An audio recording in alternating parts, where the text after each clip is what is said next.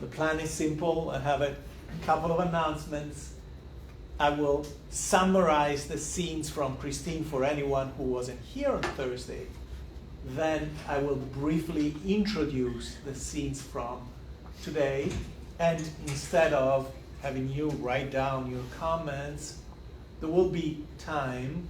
We have another 40, 45 minutes of scenes. There will be time at the end, before we leave this room, to exchange some ideas about the film. Here, any comments or questions you might have. I just want to confirm, I should have told you on Tuesday that I completed the correction of the first two assignments. So if you haven't looked at my comments or the grades, go open your Google Docs file. And I want to remind you that October 3rd, tomorrow, is the deadline for the third assignment, the one about The Master of the World by Jules Verne, about fear and fascination around the technology of this machine called the Terror that flies, goes on the road, on the water, under the water. However, I can tell you that since I'll be occupied with the conference until tomorrow night, I won't be able to look at your assignments until Sunday. I'll take Saturday off for once. So you can take Saturday as well if you need to complete your assignment, okay? If instead you complete it tonight and it's completely ready, it's fine too. Because of the conference, which starts at 4, I will not be in my office as usual after the class. So if you have anything, if you need me, come and see me right after the class if you have a question. Are you talking about a new assignment? Yeah, there is a third assignment due, officially is due tomorrow, October 3rd, Friday. And I was saying that you can take Saturday as well. Just a reminder, so when is assignments that are due on the date? Is it due like? By the end. By the end of? Yes, exactly, before midnight. Okay, got it. Or around midnight. Because again, it's not one of those systems that locks you out if you don't complete it, and certainly I'm not going to check at 12:01 a.m. Right, if you posted it, yeah. right? Usually, I would check the next morning. Okay. In this case, I was saying I won't check your assignments until Sunday morning. Okay, so as long as I find your assignment in the file, Sunday morning when I open my computer, you're fine. And if you need a short extension, just send me a one-line message. Okay. Thank you for that. Does that answer your question, Mo? Yeah. Okay, good. Okay, so I was saying no office hour today, and tomorrow on Friday I have Zoom office hours at 9. I canceled those as well, but you know the Zoom office hours work with a system with Calendly, so you wouldn't be able to book a slot because it's already preempted. Okay. I added the scenes that we're going to watch today here. Is there anyone who wasn't here last Thursday? Did you all watch the previous scenes from Christine? People in the back? Signs of acknowledgement? Mm-hmm. Otherwise, I can summarize. It's not a problem for me. I just don't want to bore you if you've seen those scenes. So just briefly, Christine deals with Arnie Cunningham, who is presented at the beginning of the film as a loser. The book by Stephen King on which the film is based use the words out, is out, meaning is not in the circles of popular kids at school, is not in the circle of successful, smart kids at school, although he's kind of nerdy, kind of a nerd, but not really bright and successful like other students, is out with girls, of course. As we've seen in one of the scenes, the dialogue with Dennis, in Dennis's Charger, Dodge Charger, at the beginning of the film.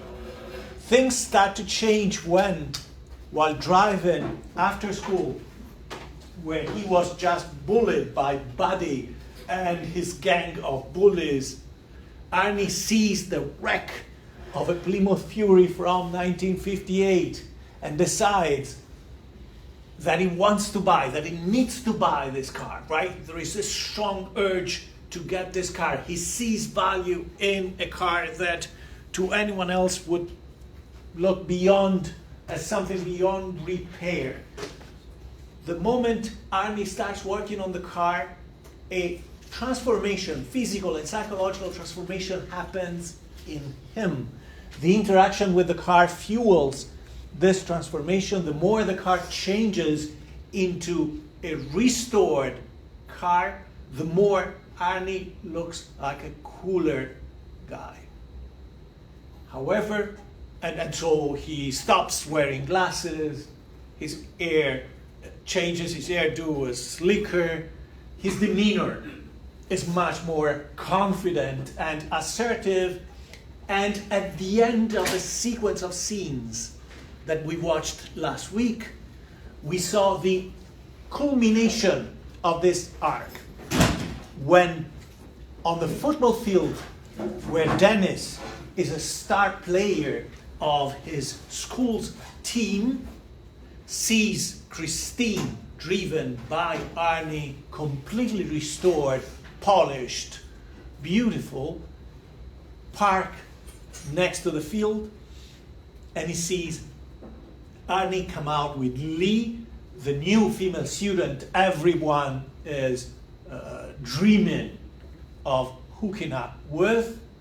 They're together and they act like a couple. At that point, Dennis is distracted. His mind is completely blown by this idea that someone who was just a few weeks earlier a complete loser is now so different.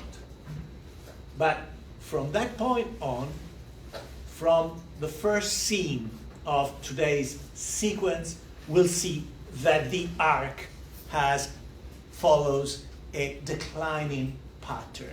That is to say, things start going wrong with him.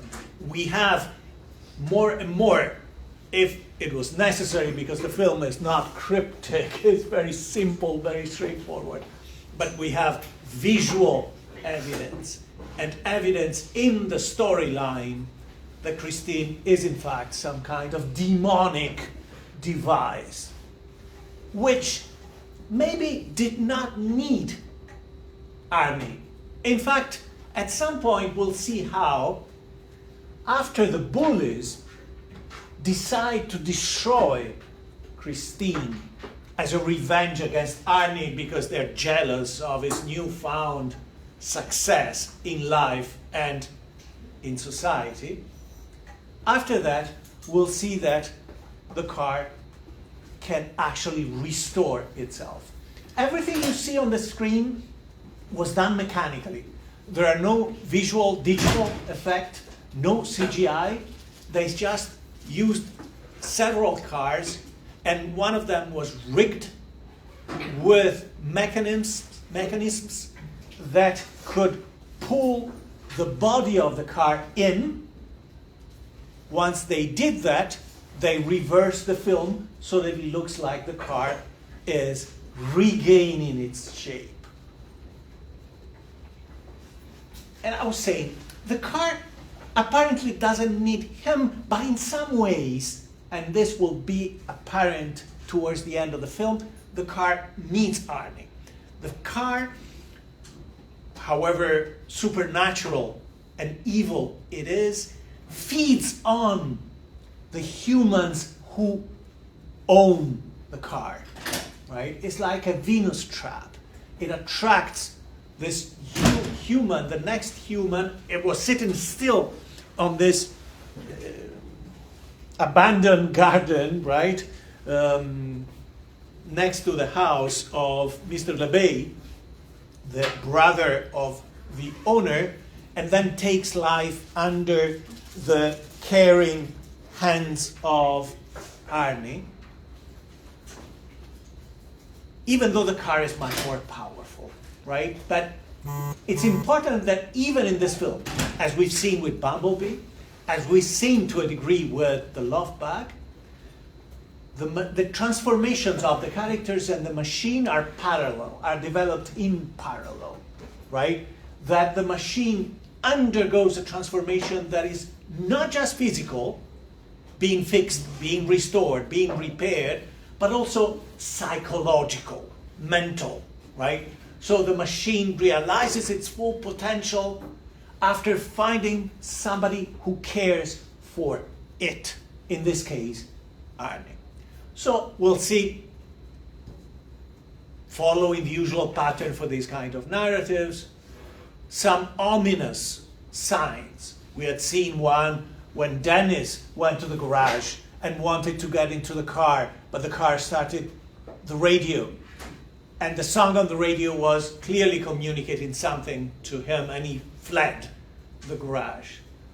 Now, in the first scene from today's sequence, we'll see Arnie and Lee, his girlfriend, at a drive-in, watching a film from their car. This was still popular in the 1970s. The film takes place in 1978. And at some point, it seems like Lee is about to die to choke. And Christine prevents anyone from coming to the rescue of Lee by locking the doors. With, by the way, a locking mechanism that didn't exist on the actual model, but they had to put it for the film to make the scene believable, the same way that in the book the car is the four-door model, which was the only model for 1958, and the model you see in the film is a two-door model. And it's clear, because the film is simple enough, that the car is jealous of Lee, right? The car wants Arnie for itself. Later on, the car will go on a homicidal spree. There will be a series of people killed by Christine without the help of Arnie, starting with one of Buddy's friend, Peter, called Moochie. That's his nickname. And he'll be pursued by the car and killed by the car, acting by itself.